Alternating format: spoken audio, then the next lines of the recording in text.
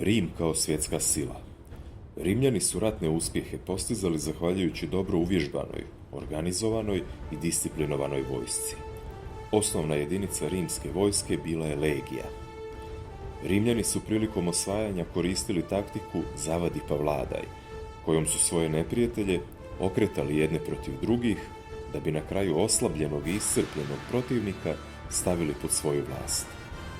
Nakon pokoravanja Apeninskog poluostrva, Rimljani su počeli sa osvajanjima zemalja oko Sredozemnog mora. Najveći protivnik bila im je Kartagina, protiv koje su vodili 3 punska rata u periodu od 264. do 146. godine prije nove ere. U prvom ratu Rim je izgradio snažnu flotu i potisnuo Kartaginu sa velikih ostrva Sicilije i Sardinije.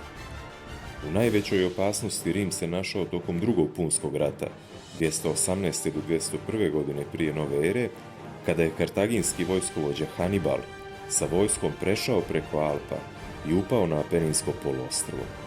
Međutim, mudrom taktikom Rimljani su uspjeli rat prenijeti u Sjevernu Afriku, na tlo Kartagine, i na taj način natjerati Hanibala na povlačenje. Osvajanjem Kartagine nakon trećeg rata, Rim je postao gospodar zapadnog dijela Sredozemlja.